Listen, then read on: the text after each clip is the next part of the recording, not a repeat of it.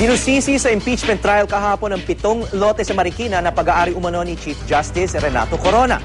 Kabilang daw ito sa mga hindi idineklara sa kanyang SAL-N.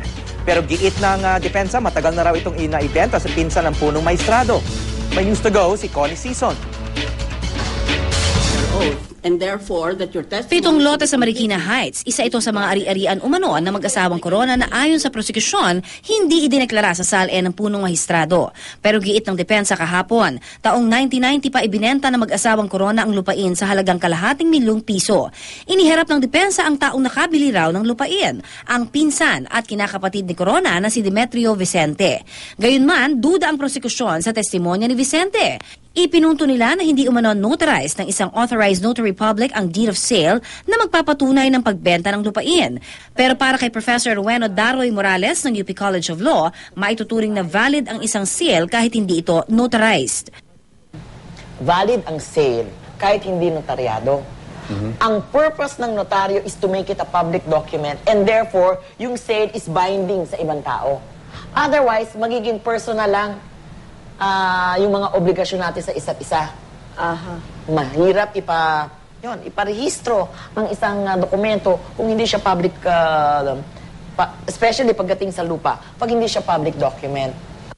Nakasaad daw sa batas ang titulo na nakapangalan sa isang tao ay ang pinakamataas na ebidensyang magpapatunay na siya ang may-ari ng isang lupa.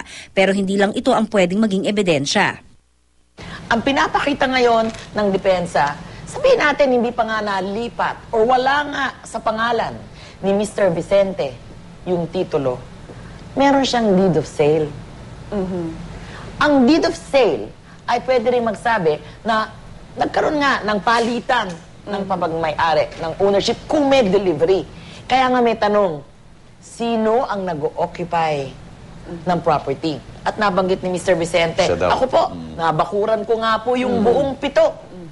And possession is also very important. Sa cross-examination naman, sinikap ng prosekusyon na tibagin ang kredibilidad ni Vicente.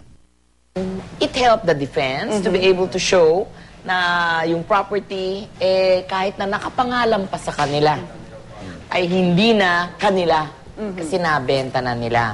Ang ginawa ng prosecution during the cross-examination is to sow doubt naman into the credibility of the story.